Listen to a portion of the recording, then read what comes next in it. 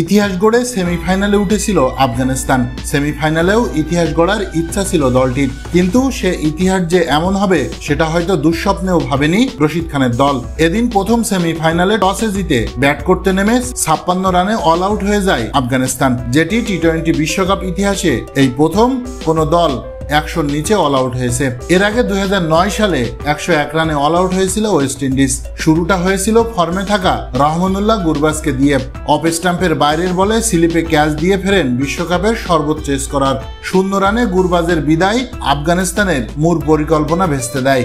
দুই ওপেনার মিলে বড় ভিত্তি গড়ে দেওয়ার পর অন্যদের কামিওতে 150 ছাড়ানো স্কোর এনে দেয় আফগানিস্তানের, আর এ নিয়ে লড়াই করে আফগানিস্তান।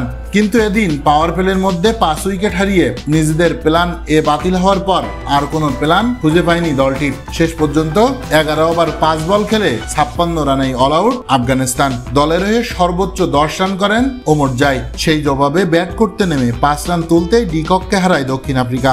তবে এরপর অধিনায়ক মার্কারাম আর হেনরিক্সের ব্যাটে ফাইনাল নিশ্চিত করেই মাঠ ছাড়ে দক্ষিণ আফ্রিকা। আফগানদের দেওয়া 57 রান 8 ওভার 5 বলেই টপকে যায় পটিয়ারা। হেনরিক্স 29 আর মার্কারাম 23 রানে অপরাজিত থেকে জয় নিয়েই মাঠ ছাড়ে দক্ষিণ আফ্রিকা।